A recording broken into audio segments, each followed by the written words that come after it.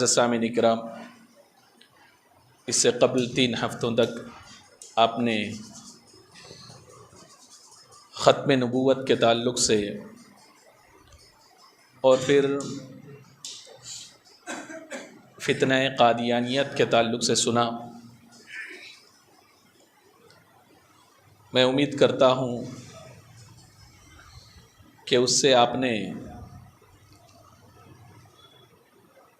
بہت کچھ سمجھ لیا ہوگا کہ فتنے کیسے کیسے سامنے آتے ہیں اور اسلام کے لبادے میں آتے ہیں۔ اب یہ آپ کو فیصلہ کرنا ہے کہ ہم اپنی ایمان کی حفاظت کس طریقے سے کریں، ایسے لوگوں سے اپنے آپ کو کیسے بچائیں۔ اللہ تبارک و تعالی ہم سب کے ایمان کی حفاظت فرمائے، فتنوں سے مولا تعالی ہم کو اور ہماری اولادوں کو محفوظ فرمائیں۔ معزز سامعین اکرام، چونکہ مہینہ ربیع الاخر کا ہے اور خصوصاً اس مہینے کو 11ویں والے پیر قطب الاقطاب غوث سمدانی قطب ربانی شیخ عبد القادر جیلانی رضی اللہ تعالیٰ عنہ کی طرف یہ مہینہ منسوب ہے، تو میں نے مناسب سمجھا کہ حضور غوث پاک رضی اللہ تعالیٰ عنہ کے مقام و مرتبہ کو مختصراً اپنی بساط کے مطابق آپ کے سامنے پیش کروں۔ یقیناً غوث پاک رضی اللہ تعالیٰ عنہ کے مقام و مرتبہ کو کما حق کہو کوئی بیان نہیں کر سکتا، اس لیے کہ جو مقام و مرتبہ اللہ تبارک و تعالیٰ نے عطا کیا وہی جانتے ہیں، یا اولیاء اکرام جن کے دلوں میں ان کی معرفت ہے وہ جانتے ہیں۔ بس ہم اتنا سمجھتے ہیں کہ اپنے علم کے مطابق جو ہم نے کتابوں میں پڑھا اس کو آپ کے سامنے پیش کرنے کی کوشش کریں گے۔ اللہ تبارک و تعالی مجھے حق کہنے، آپ لوگوں کو حق سننے اور ہم سب کو اس پر عمل کرنے کی توفیق عطا فرمائے۔ معزز سامعین کرام، اللہ تبارک و تعالی نے اولیاء اکرام کی تعریف میں، ان کی توصیف میں یہ آیت کریمہ نازل فرمائی، الا ان اولیاء اللہ لا خوف علیہم ولا هم یحزنون۔ بے شک اللہ کے اولیاء، اللہ کے ولی، جنہیں نہ ہی کوئی خوف ہے نہ ہی کوئی غم،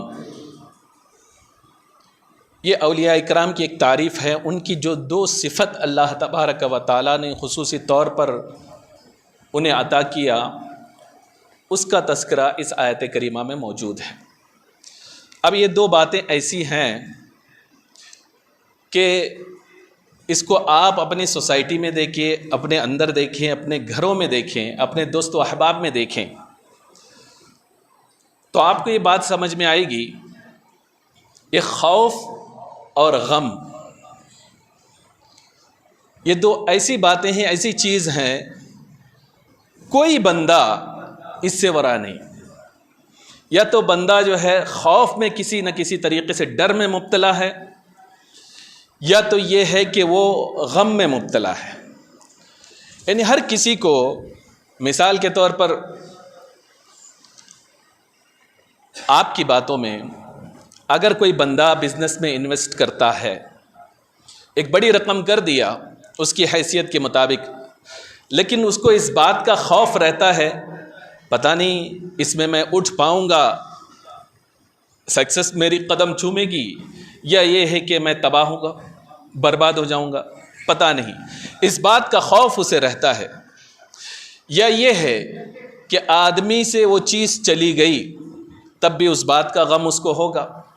ایک بچے سے باپ پیار کرتا ہے، ماں پیار کرتی ہے، اگر وہ بیمار ہو جائے تو اسے بھی اس بات کا خوف ہوتا ہے۔ ڈاکٹر کہتا ہے کہ پتہ نہیں میں میری کوشش کروں گا یہ بچے گا یا نہیں، تو اس کی زندگی کے تعلق سے والدین کے دلوں میں خوف پیدا ہوتا ہے، اور وہی بچہ اگر چلے جائے ہمیشہ کے لیے وہ غم اس کے دل میں بادل بن کے منڈلاتے رہتی ہے۔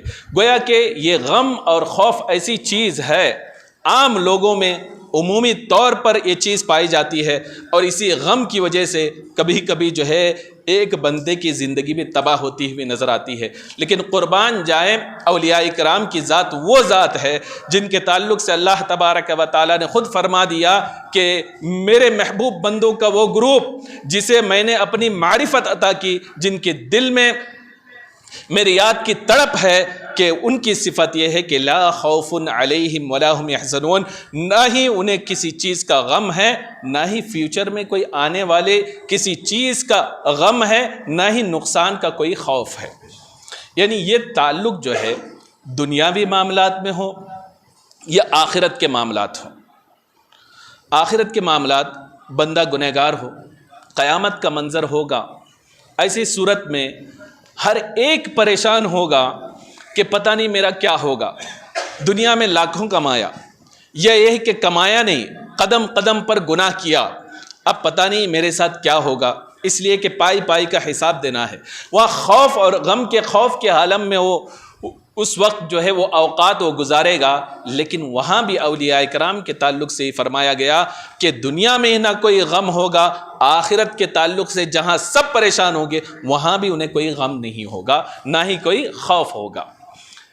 مسند ابی اعلیٰ میں ایک حدیث ہے، رسول اکرم صلی اللہ تعالی علیہ وسلم نے ارشاد فرمایا کہ بروز قیامت ایک قوم ہوگی جن کے چہرے نور سے منور ہوں گے، اور وہ نور کے منبر پر بیٹھے ہوں گے، نور کے پہاڑ پر، اور جب ان کا مقام اور منصب کو جب سب دیکھیں گے، سرکار فرماتے ہیں کہ ان کے مقام، نورانیت اور منصب کو دیکھ کر انبیاء اور شہداء بھی رشک کریں گے کہ یہ کون سی جماعت ہے۔ سرکار دو عالم صلی اللہ تعالی علیہ وسلم سے صحابہ اکرام رضوان اللہ تعالی علیہم اجمعین نے پوچھا یہ کون لوگ ہیں؟ تو سرکار دو عالم صلی اللہ تعالی علیہ وسلم نے ارشاد فرمایا یہ وہ لوگ ہیں کہ جو مختلف گروپس ہوں گے، آپس میں کوئی رشتہ داری نہیں ہوگی، لیکن اگر محبت کریں گے تو صرف اللہ کے خاطر کریں گے۔ انہیں دنیاوی مال و متاع یا رشتہ داری کی وجہ سے ایک دوسرے سے محبت نہیں کریں گے، بلکہ سب کچھ جو ہے اللہ اور اس کے رسول کے خاطر، اللہ کی رضا کے خاطر وہ جو ہے ایک دوسرے سے محبت کریں گے۔ ان کا یہ منصب قیامت کے دن ہوگا۔ آگے رسول اکرم صلی اللہ تعالی علیہ وسلم نے ارشاد فرمایا کہ دوسری حدیث میں یہ ہے کہ ان کا وہ مقام و مرتبہ وہ ہوگا کہ اس کے تعلق سے پھر صحابہ کرام رضوان اللہ تعالی علیہم اجمعین نے پوچھا، تو سرکار دو عالم صلی اللہ علیہ وسلم نے یہ آیت کریمہ الا ان اولیاء اللہ لا خوف علیہم ولا هم یحزنون، یعنی اللہ کے وہ اولیاء ہوں گے جنہیں نہ کوئی خوف ہوگا نہ غم ہوگا۔ رسول اکرم صلی اللہ علیہ وسلم نے اس آیت کریمہ کی تلاوت فرمائی۔ تو بات یہ سمجھ میں آئی کہ قیامت کے دن اولیاء اکرام کا مقام ہوگا کہ نور کے ممبر ہوں گے ان کے لیے، اور جو ہے نور سے جو ہے ان کا چہرہ منور ہوگا، اور شہداء بھی دے کے رشک کریں گے، انبیاء اکرام علیہم الصلاۃ بھی رشک کریں گے۔ اور امام اسماعیل حقی رحمۃ اللہ تعالی علیہ تفسیر الروح البیان میں ایک روایت نقل فرماتے ہیں، آپ فرماتے ہیں کہ اللہ تبارک و تعالی نے حضرت موسیٰ علیہ السلام پر وحی نازل فرمائی، اے موسیٰ جانتے ہو ایک قوم ایسی ہوگی جن کے دل میں میری معرفت ہوگی، میری محبت ہوگی، اور ان کی زندگی میرے ذکر میں گزرے گی، لیکن ان کا حال یہ ہوگا ان کے مقام و مرتبہ کو اگر کوئی بندہ دیکھے تو وہ اس بات کو چاہے گا کہ کاش ہم جو ہے ان کے قدموں کو چومیں۔ اور اللہ تبارک و تعالیٰ نے موسیٰ علیہ السلام پر وحی نازل فرمائی، اتنا ہی نہیں کہ ان کے قدم کو چومیں، بلکہ وہ گرد راہ، یعنی ان کے قدم کے جو گرد ہیں، غبار ہیں، وہ اس بات کو پسند کریں گے کاش ہم یہی ہو جاتے، یعنی ان کا مقام و مرتبہ اتنا بلند ہوگا۔ پھر اللہ تبارک و تعالیٰ نے حضرت موسیٰ علیہ السلام سے فرمایا اے موسیٰ سنو، وہ جماعت ہوگی کہ جنہیں میں بروز قیامت بلا حجاب میں اپنا دیدار کراؤں گا، اور اتنا ہی نہیں میں انہیں وہ مقام و مرتبے سے نوازوں گا کہ انہیں جو ہے شفاعت کا منصب عطا کروں گا کہ جس بندے کو تم شفاعت کرنا چاہو اس کی تم شفاعت کرو. لہذا وہ گنہگار بندے جو ان سے تعلق رکھنے والے ہیں اللہ تبارک و تعالیٰ کی بارگاہ میں شفاعت کریں گے اور ان کی شفاعت کی وجہ سے اللہ تعالیٰ انہیں جنت میں داخل فرمائے گا. اب آپ سوچیں موسیٰ علیہ السلام پر اس بات وحی کی گئی، اولیاء اکرام کے مقام کو اللہ تبارک و تعالیٰ نے بتا دیا کہ تمہاری امت میں بھی اور آنے والی امتوں میں بھی ایسے لوگ ہوں گے کہ جن کے چہرے نورانی ہوں گے اور اللہ تبارک و تعالیٰ بلا حجاب انہیں اپنا دیدار کرائے گا اور انہیں منصب شفاعت سے نوازے گا، وہ گنہگار بندوں کی شفاعت کریں گے. تو یہ اولیاء اکرام علیہم رضوان کی ذات ہے کہ ہمیں یہ چاہیے کہ ہم ان سے اپنا تعلق بنائے رکھیں، ان سے عقیدت رکھیں. لیکن اس بات کو آپ نوٹ کریں، یقیناً مرید ہونا بہت اچھی بات ہے، اولیاء اکرام سے لگاؤ رکھنا موجودہ دور میں بہت اچھی بات ہے، لیکن اولیاء کی بیس میں اور متقی پرہیزگار ہونے کی بیس میں بہت سارے لوگ ایسے آتے ہیں اسلام کے لبادے میں کہ اپنے آپ کو بظاہر جو ہے بہت سارے کچھ ایسے کارنامے کرتوت دکھا کر آپ کے ایمان کو لوٹتے ہوئے نظر آتے ہیں. لہذا کسی کے بھی قریب ہونا ہو، اولیاء اکرام کی علامتیں میں بعد میں بتاؤں گا، قریب ہونے سے پہلے ان کے ہاتھ پہ ہاتھ دینے سے پہلے سب سے پہلے یہ سوچیں کہ اس کا تعلق اہل سنت والجماعت سے ہے یا نہیں، عقیدہ درست ہے یا نہیں. دوسرا یہ دیکھیں پابند شرع ہے یا نہیں، شریعت کا پابند ہے یا نہیں، متقی پرہیزگار ہے یا نہیں. جو متقی پرہیزگار نہ ہوگا وہ اپنا ہی بچاؤ نہیں کر سکے گا، آپ کا بچاؤ کیا کرے گا؟ تو لہذا جب بھی ہو کسی کے ہاتھ میں ہاتھ دیں اور کسی سے عقیدت رکھیں یا اس کے قریب ہونا چاہیں، ان باتوں کو ضرور دیکھیں اس کا عقیدہ درست ہے یا نہیں، وہ جو ہے شریعت کا پابند ہے یا نہیں، رسول اکرم صلی اللہ علیہ وسلم کی سنت کو اپناتا ہے یا نہیں، اور خود پرہیزگاری کو اپناتا ہے یا نہیں. ان باتوں کا دیکھنا ضروری ہے، ورنہ یہ ہے غوث پاک کا نام لے کر بھی آپ کے پاس آئیں گے اور جو ہے اولیاء اکرام کے بظاہر جو ہے ان کے مریدین لباس میں انہیں آپ کے پاس اتاریں گے، لیکن آپ ان کے بیک گراؤنڈ کو دیکھیں گے تو آپ کو حیرت ہوگی، نہ نماز سے ان کا کوئی تعلق ہوگا، نہ روزے سے ان کا کوئی تعلق ہوگا. وہ کیا کہیں گے؟ اللہ اللہ صرف کرتے رہو، نماز ایکٹیو جو ہے آپ جو ہے اس طریقے سے پڑھنے کی ضرورت نہیں، دل میں تصور کر لو نماز تمہاری ہو جائے گی. لہذا ایسے ایسے گمراہ کن آپ کے پاس آئیں گے. اگر آپ سے یہ کہیں کہ نماز جو ہے دل سے بھی ہو جاتی ہے تو آپ ان سے صرف اتنا ہی کہیے نماز ہی کیوں، کھانا بھی دل سے کر لیں، اور جو ہے نمازی دل سے کیوں، شادی بھی جو ہے دل سے کر لیں، اور نماز ہی دل سے کیوں، جو مریدوں سے پیسہ وصولتے ہیں وہ بھی دل ہی دل میں وصول لیں. اس طریقے سے بلوٹوتھ کا کنیکشن بھی ہو جائے گا اور آپ کا بھی فائدہ ہو جائے گا. صرف جہاں نماز روزے کی بات آتی ہے وہاں دل کی بات کیوں ہوتی ہے؟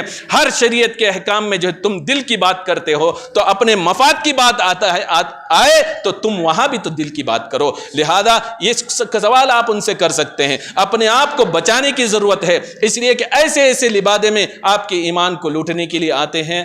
آپ فتنوں کو دیکھ کے حیران رہ جائیں گے. لہذا ایسے لوگوں سے اپنے آپ کو بچا کے رکھیں. صرف جو ہے کچھ کارنامہ، کچھ کرتوت بظاہر آپ دیکھیں گے کہ یہ تو کرامت دکھا رہا ہے، کرامت اصل نہیں ہے، کرامت اصل نہیں ہے. سب سے بڑی کرامت یہ ہے کہ آدمی شریعت کا پابند ہو جائے، شریعت کا پابند ہو جائے، تقوی اور پرہیزگاری اس کے اندر آ جائے. سب سے بڑی کرامت یہی ہے. اللہ تبارک و تعالی ہم سب کے ایمان کی حفاظت فرمائے. تو بتانے کا مقصد یہ ہے کہ اللہ تبارک و تعالی نے اولیاء اکرام کو بہت ہی بڑے مقام و مرتبے سے نوازا. اب ان مقام میں ولی ہے، قطب ہے، غوث ہے، قطب الاقطاب ہے، فرد الافراد ہے. اس طریقے سے ان کے درجے ہیں، کیٹیگریز ہوتے ہیں. ایک ایک مقام پر وہ فائز ہوتے جاتے ہیں. حضرت شیخ فرید الدین عطار رحمۃ اللہ تعالی علیہ فرماتے ہیں اس طریقے سے ایک دو نہیں بلکہ 70,000 مقامات ہوتے ہیں جو ایک بعد دیگرے وہ طے کرتے ہیں، اس کے بعد وہ کامل ہوتے ہیں. تو آپ فرماتے ہیں سر الاسرار میں حضرت شیخ فرید الدین عطار رحمۃ اللہ تعالی علیہ اولیاء اکرام کو مقام کو بتاتے ہوئے کہ وہ اپنے نفس کشی کر کے سب کچھ دنیا کو چھوڑ کر اللہ کی طرف لو لگاتے ہیں تو اللہ تبارک و تعالیٰ انہیں صلہ کیا عطا فرماتا ہے. تو آپ فرماتے ہیں حضرت جلال الدین تبریزی رحمۃ اللہ تعالیٰ علیہ بہت بڑے پائے کے بزرگ تھے. وہ ایک گاؤں سے گزرے تو وہاں کے قاضی صاحب تھے. اس گاؤں میں ان کا ایک مقام تھا، نماز پڑھ رہے تھے، حضرت جلال الدین تبریزی رحمۃ اللہ تعالی علیہ ان کے قریب گئے اور آپ نے فرمایا یہ قاضی صاحب نماز پڑھ رہے ہیں، کیا انہیں نماز پڑھنی آتی ہے؟ یہ بھی کوئی نماز ہے جو یہ پڑھتے ہیں؟ اب قاضی صاحب نماز کے اندر یہ سن رہے تھے، غصے سے باہر ہو گئے آپے سے، اور نماز کسی طریقے سے مکمل کیا۔ حضرت جلال الدین تبریزی رحمۃ اللہ تعالی علیہ سے پوچھا کہ کیا بات ہے، ہماری نماز نماز نہیں اور صرف آپ ہی کی نماز ہے؟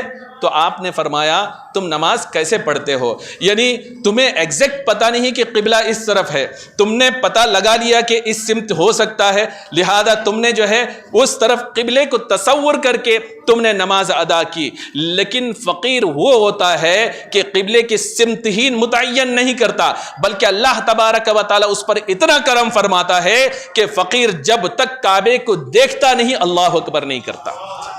تو آپ نے فرمایا نماز ایسی ہوتی ہے، یعنی ان کے ذہن کو کسی دوسری طرف ڈائیورٹ کر دیا کہ حقیقتاً نماز وہ نماز ہے، لیکن اس کا مطلب یہ نہیں کہ ہمیں کعبہ نظر نہیں آ رہا ہے تو ہم نماز نہ پڑھے، بلکہ ہمارے لیے حکم یہی ہے قبلے کی طرف منہ کرے اور نماز پڑھے۔ البتہ شمس الدین تبریزی رحمۃ اللہ تعالی علیہ یہ کہہ کر چلے گئے۔ اب قاضی صاحب کو غصہ آیا، کہہ رہے ہیں کہ ہمارا مذاق اڑا رہے ہیں۔ اب وہ گھر گئے، عشاء کی نماز پڑھنے کے بعد وہ آرام فرمانے لگے۔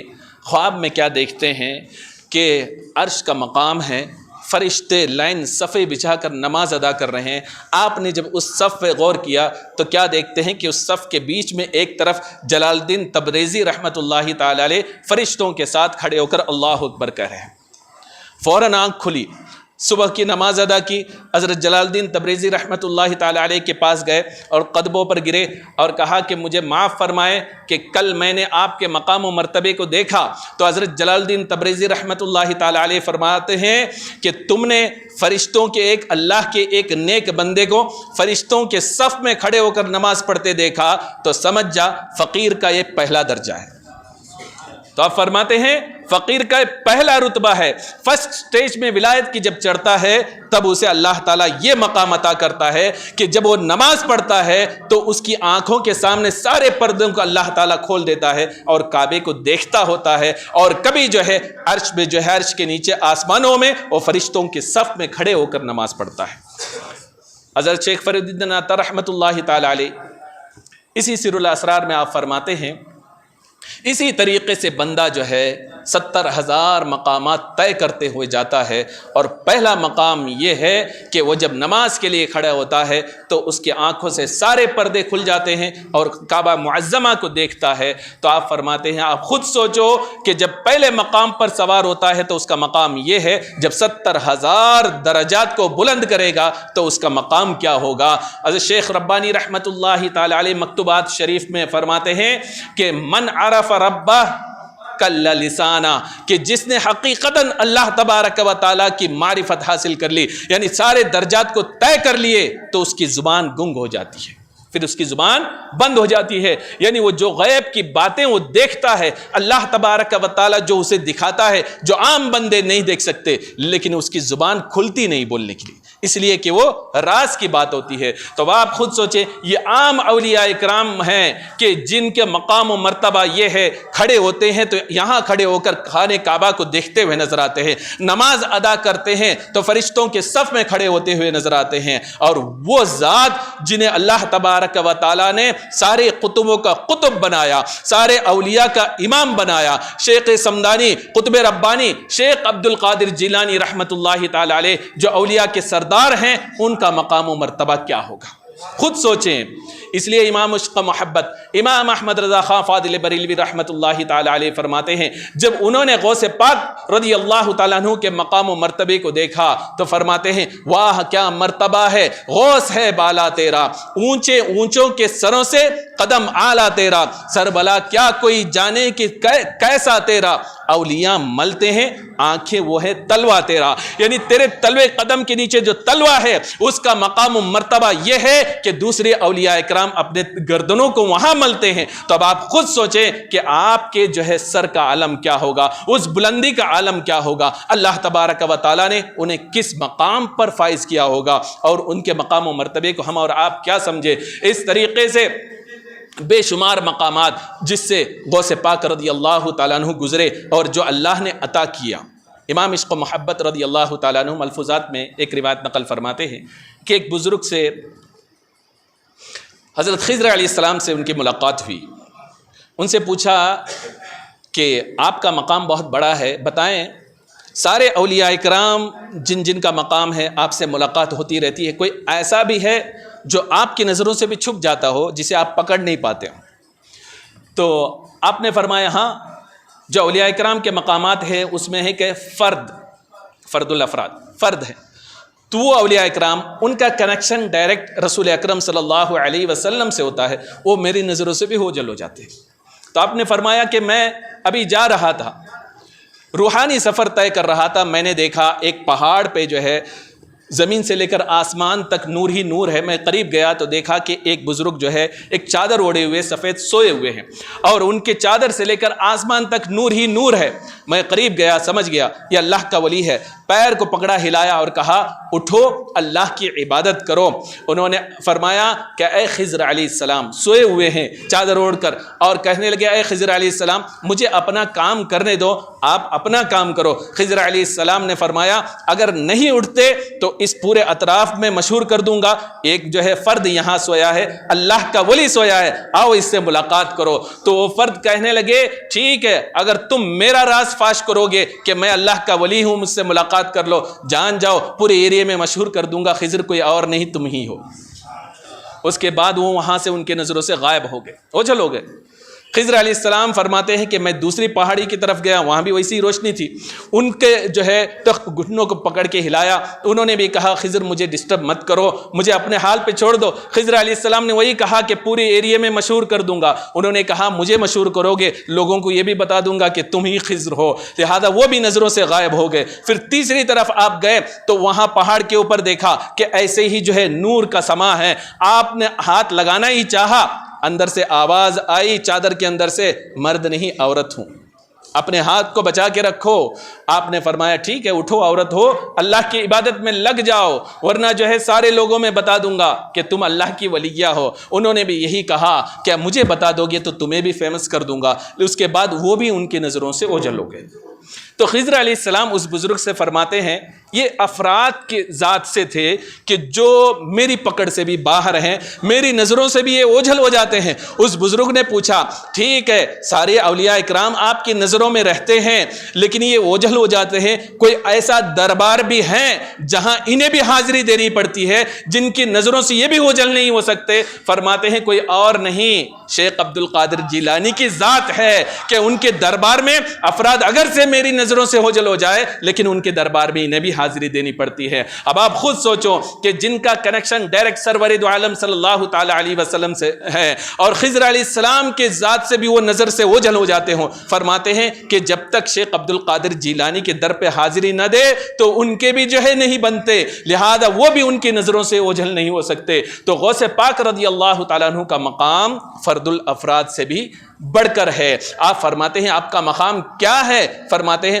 ان الحسن والمخدع مقامی واقدامی علی عنق الرجال.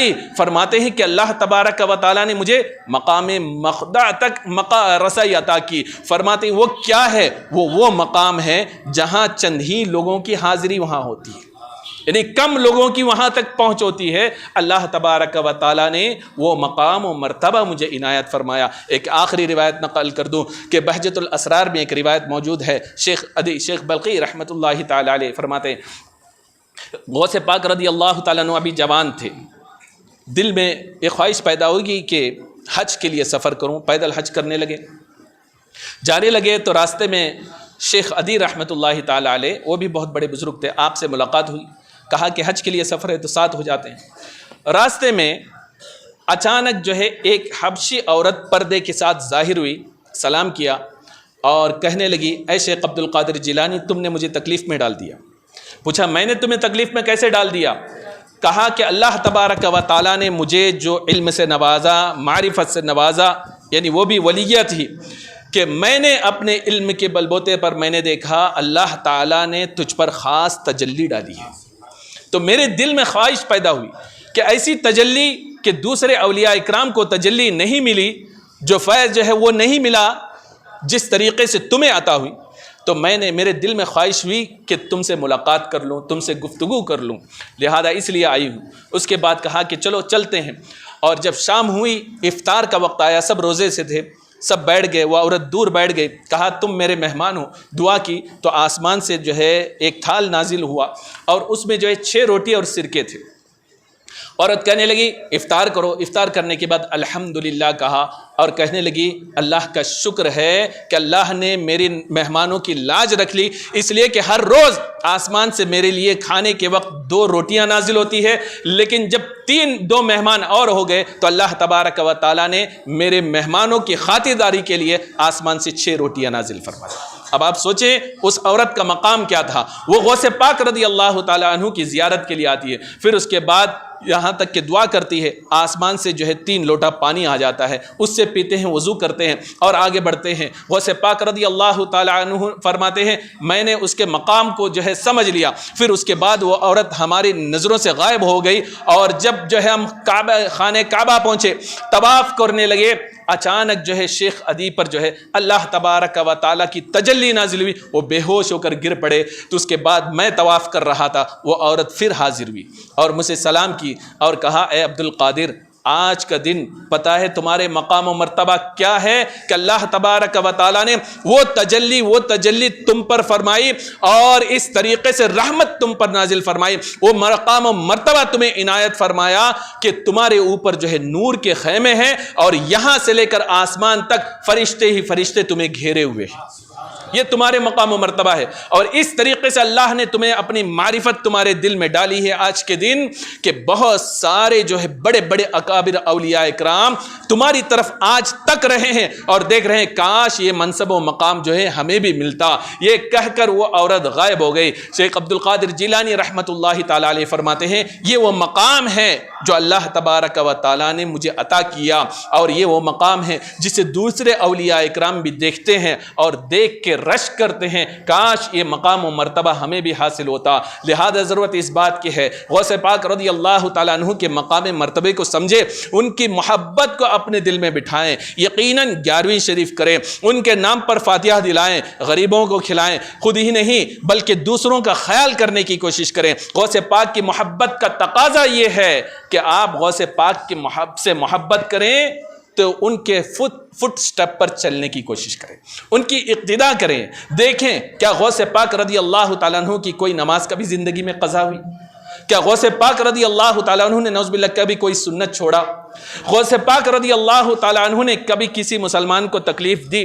غوث پاک رضی اللہ تعالیٰ عنہ کا سلوک مسلمانوں کے ساتھ کیا تھا؟ یہ دیکھیں، ان کی محبت کو اپنائیں، یقیناً 11ویں شریف کریں اور جو ہے فاتحہ دلائیں، سب کچھ کریں، فیض ملے گا، لیکن اس کے ساتھ ساتھ ان کے کردار کو اپنائیں گے تو یقیناً خصوصی طور پر ان کا فیض آپ پر نازل ہوگا، اور یقیناً ہوگا، اس لیے کہ غوث پاک رضی اللہ تعالیٰ عنہ کے مقام عطا ہوا اور انہوں نے مریدین کو یہ بتایا کہ شریعت کیا ہے، اور وہ آئے اس لیے تاکہ لوگوں کو راہ راست پر لایا جا سکے اور لوگوں کو رسول اکرم صلی اللہ تعالیٰ علیہ وسلم کی سنت کو بتا سکے اور اللہ تبارک و تعالیٰ کی معرفت کے تعلق سے لوگوں کو بتا سکے۔ لہذا ضرورت اس بات کی ہے کہ ان کے کردار کو اپنائیں۔ اللہ تبارک و تعالیٰ ہم سب کو ان کے کردار پر عمل کرنے کی توفیق عطا فرمائے۔ استغفر اللہ ربی من کل ذنب واتوب الیہ، وآخر دعوانا ان الحمد للہ رب العالمین۔